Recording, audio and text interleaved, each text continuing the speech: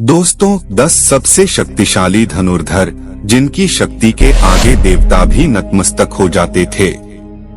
पौराणिक काल में धनुर्धर तो बहुत हुए थे, लेकिन एक ऐसा भी धनुर्धर था जिसे देखकर खुद भगवान श्री कृष्ण भी भयभीत हो गए थे। एक ऐसा भी धनुर्धर था जो अपने बाणों से समुद्र को भी सुखा देता था, और एक ऐसा भी धनुर्धर था जो क्षण भर में पूरी सृष्टि का विनाश कर सकता था। सबके पास थे एक से बढ़कर एक दिव्य अस्त्र, लेकिन सर्वश्रेष्ठ तो सर्वश्रेष्ठ ही होता है। आखिर कौन था सर्वश्रेष्ठ धनुर्धर? क्या अर्जुन सर्वश्रेष्ठ था? नहीं। क्या कर्ण सर्वश्रेष्ठ था? नहीं। आप जितना भी सोच लो, अंदाजा नहीं लगा पाएंगे कि कौन थे पौराणिक काल के सबसे सर्वश्रेष्ठ धनुर्धर। उसके जैसा धनुर्धर आज तक ना ही कभी हुआ है और ना ही कभी होगा। तो आइए जानते हैं प्राचीन भारत के 10 सबसे शक्तिशाली धनुर्धरों के बारे में।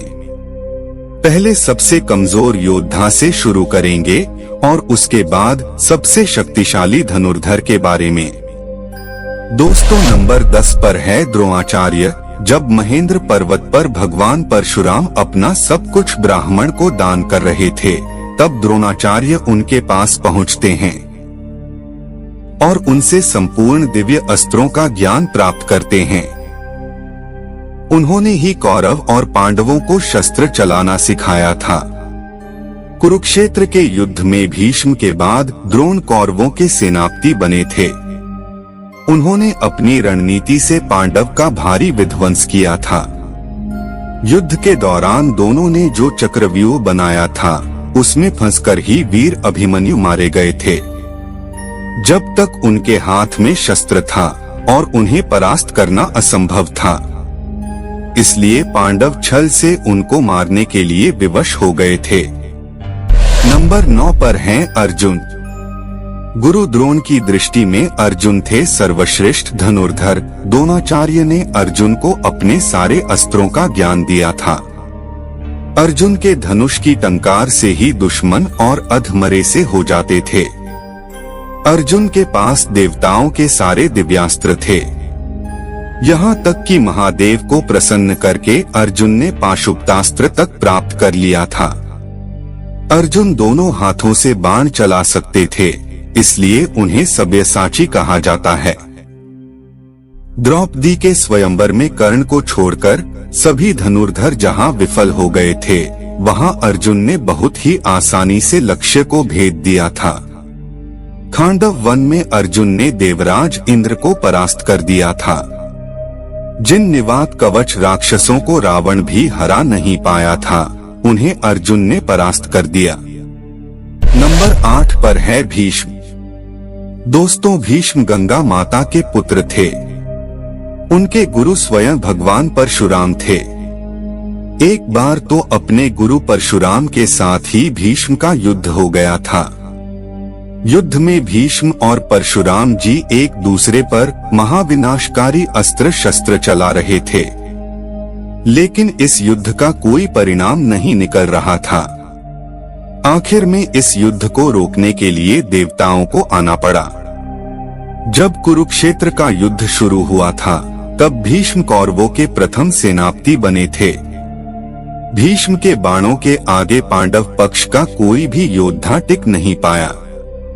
भगवान श्री कृष्ण ने इस युद्ध में शस्त्र न उठाने का प्रण लिया था, लेकिन भीष्म ने अपने पराक्रम से श्री कृष्ण को अपनी प्रतिज्ञा तोड़कर शस्त्र उठाने के लिए विवश कर दिया था। भीष्म को नियमानुसार युद्ध करके परास्त करना असंभव था, इसलिए शिखंडी को सामने रखकर अर्जुन ने भीष्म को बाणों की सैया पर सुला दिया। नंबर 7 पर एकलव्य। दोस्तों, एकलव्य महाभारत काल के एक श्रेष्ठ धनुर्धर थे। जब द्रोण के पास एकलव्य शिक्षा के लिए गए थे, तब द्रोण ने उन्हें शिक्षा देने से इनकार कर दिया था। इसके बाद दोनों को गुरु मानकर एकलव्य ने वन में धनुर्विद्या का अभ्यास करना शुरू कर दिया। जब कौरवों और पांडवों में से किसी को भी शब्दभेदी बाण चलाना नहीं आता था, तब एकलव्य अपने अभ्यास से ही शब्दभेदी बाण चलाना सीख गए थे। उनके धनुर्विद्या को देखकर अर्जुन को भी लगने लगा था कि एकलव्य ही सबसे सर्वश्रेष्ठ धनुर्धर है। लेकिन एक समय गुरु दक्षिणा के नाम पर द्रोणाचार्य ने एकलव्य का अंगूठा कटवा दिया था। इसके बाद अंगूठे के बिना भी एकलव्य ने बाण चलाना सीख लिया था। दोस्तों, आधुनिक धनुर्विद्या में अंगूठे के बिना ही बाकी उंगलियों से बाण चलाया जाता है, जिसका आविष्कार सबसे पहले एकलव्य ने ही किया था। एकलव्य इतने शक्तिशाली थे कि भगवान श्री कृष्ण को एकलव्य का वध करना पड़ा था। एकलव्य के बारे में भगवान श्री कृष्ण ने कहा था, अगर एकलव्य का अंगूठा ना कटा होता तो एकलव्य दूसरा परशुराम बनकर जंगल में घूमता रहता। तब दानव, राक्षस, नाग, देवता कोई भी उसको परास्त नहीं कर पाता। कोई मनुष्य तो उसके सामने खड़ा भी नहीं हो पाता। भगवान श्री कृष्ण ने जिस धनुर्धर की तुलना भगवान परशुराम जी से की हो, वो कितने शक्तिशाली होंगे आप सोच सकते हैं। नंबर 6 पर है बर्बरीक। दोस्तों, बर्बरीक घटोत्कच के पुत्र थे। उनके पास ऐसे 3 बाण थे जिसके सहारे वो पल भर में कुरुक्षेत्र के युद्ध को खत्म कर सकते थे। बर्बरीक के 3 बाणों के बारे में जानकर खुद भगवान श्री कृष्ण भी चिंतित हो गए थे, जिसके कारण उन्होंने दान में बर्बरीक का शीश मांग लिया। इसके बाद से ही खाटू श्याम जी के नाम से इस धरती पर बर्बरीक की पूजा होती है। नंबर 5 पर है मेघनाथ। दोस्तों, रावण का पुत्र मेघनाथ महावीर था। अपने पराक्रम से उसने देवताओं को परास्त करके इंद्र को बंदी बना लिया था, जिसके चलते उसका नाम इंद्रजीत पड़ा। उसके पास ब्रह्मास्त्र, वैष्णवास्त्र और पाशुपतास्त्र, इन तीनों शस्त्र का ज्ञान था। लक्ष्मण जी के साथ युद्ध के दौरान उसने लक्ष्मण जी पर ब्रह्मास्त्र, वैष्णवास्त्र और पाशुपतास्त्र चलाया था। लक्ष्मण जी के सामने ब्रह्मास्त्र निषेध हो गया था। वैष्णवास्त्र और पाशुपतास्त्र लक्ष्मण जी को प्रणाम करके लौट गया। लेकिन युद्ध के दौरान एक समय उसने लक्ष्मण जी को मूर्छित कर दिया था। अपने नागपाश से मेघनाथ ने भगवान श्री राम और लक्ष्मण जी को जकड़ लिया था। मेघनाथ रामायण काल के एकमात्र योद्धा है जिसे अति महारथी कहा गया। नंबर 4 पर है लक्ष्मण जी। दोस्तों, शेषनाग के अवतार लक्ष्मण जी महापराक्रमी थे। उनकी रेखा में ही इतनी शक्ति थी कि रावण भी उसे पार नहीं कर सकता था। वो एक श्रेष्ठ धनुर्धर थे।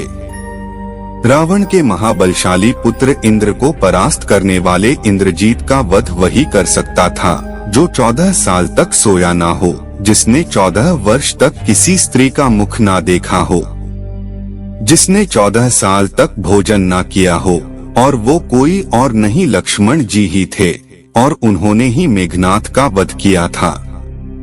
रावण के शक्तिशाली पुत्र अतिकाय का वध भी लक्ष्मण जी ने ही किया था। युद्ध के दौरान एक बार लक्ष्मण जी ने रावण को मूर्छित तक कर दिया। नंबर 3 पर है कर्ण। दोस्तों, सूर्यपुत्र कर्ण महाभारत काल के एक ऐसा योद्धा थे जिनके पास ऐसे दिव्य कवच और कुंडल थे जिसे किसी भी अस्त्र से भेदा नहीं जा सकता था।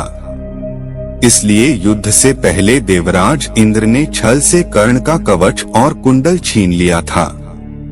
लेकिन कवच कुंडल के बिना भी कर्ण महाशक्तिशाली थे।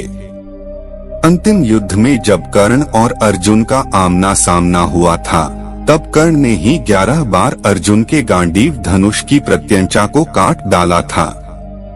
अर्जुन के ब्रह्मास्त्र को कर्ण ने साधारण बाणों से ही काट डाला था।